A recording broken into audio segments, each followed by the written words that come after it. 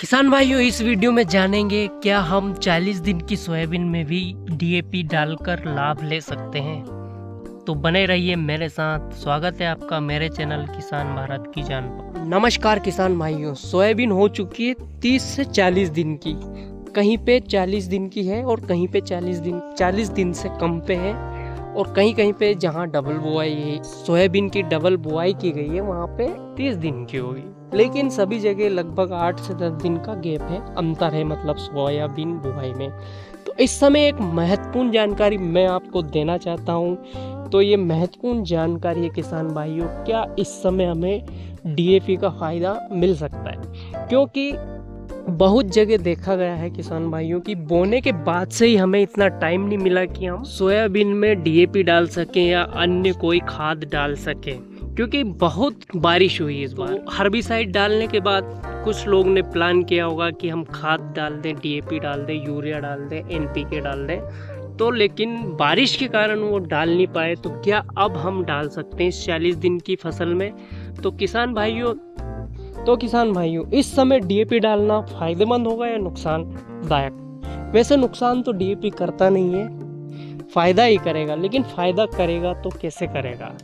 हमने जबकि सुना है कि डीएपी है ज़्यादा गतिशील नहीं है, ज़मीन में जहाँ पड़ा रहता है वहीं स्थिर हो जाता है, उसकी मोबिलिटी कम है, ज़मीन के अंदर ज़्यादा वो जा नहीं पाता है। इसलिए सभी कृषि वैज्ञानिक, सोयाबीन हो या कोई भी फसल हो, इसमें डालने के लिए कहते हैं प्रारंभिक अवस्था में जब बुआई हो उसी समय डालने की, हमें डीएपी डालने की सलाह दी जाती है। लेकिन सोयाबीन की फसल में आप डाल सकते हैं। क्या डालेंगे तो फायदा होगा कि नहीं डीएपी? तो किसान भाइयों हम बात कर लेते हैं, जरूर फायदा होगा आपको। कैसे फायदा होगा हम ये भी जान लेते हैं। इस समय जब सोयाबीन 40 दिन की हो चुकी है, आपने उसके नीचे ध्यान दिया होगा, पूरी जड़ें सतह पर है। सोयाबीन की जड़ें अंदर से लेकर तो ऊपर तक सतह पर आपको पूरे खेत में फैली हुई नजर आएगी। अगर आप इस समय कोई भी खाद डालते हो तो उस खाद का सोयाबीन की फसल अवशोषण बहुत अच्छे से कर लेगी। जैसे मान लीजिए आप डीएपी डालते हो, बिखेरते हो, सबसे अच्छा समय, अगर हम खाद का अवशोषण, सबसे अच्छा समय सोयाबीन का खाद डालने का यही है। अगर आपने अभी तक खाद नहीं डाला है तो आप डाल सकते हैं, क्योंकि आप देख रहे हो ना, ये पूरी जड़ें ऊपर आ गई है।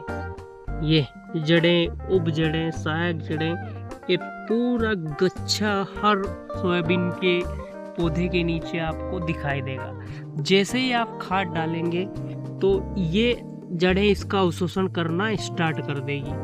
तो किसान भाइयों, आपने अगर खाद नहीं डाला है डीएपी, तो आप इस समय डाल सकते हैं और 100% उसका रिजल्ट मिलेगा। लेकिन डालना तभी जब आपने बुआई के समय नहीं डाला हो, क्योंकि अनावश्यक खर्च करके भी हमें कोई फायदा होने वाला नहीं है। आप जानते ही हैं सोयाबीन के भाव वैसे ही कम है। तो इस समय सबसे बेस्ट खाद रहेगा एनपीके 12-32-16 आप डाल सकते हैं, कम मात्रा में डाल दीजिए।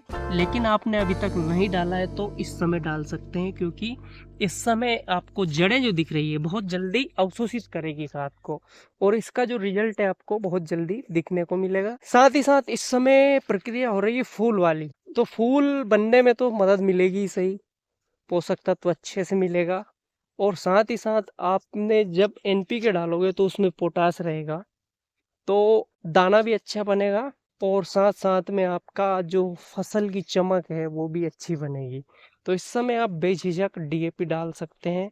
एनपीके बेटर रहेगा। अगर आप डीएपी की जगह 12-32-16 लेंगे तो आपको और अच्छा रिजल्ट मिलेगा। किसान भाई, अच्छा रिजल्ट के लिए आप इस समय डाल सकते हो 12-32-16 डीएपी डालना है। तो फिर उसमें आपको एमओपी जरूर मिला लें, क्योंकि अगर आप बिना एमओपी के डीएपी का उतना अच्छा रिजल्ट नहीं मिलता है जितना मिलना चाहिए। तो कभी भी आप कोई भी खाद डालें, किसी भी फसल में खाद डालें, तो उसमें पोटास का जरूर ध्यान रखें, क्योंकि बिना पोटेशियम के आपकी फसल का अच्छा उत्पादन संभव नहीं है।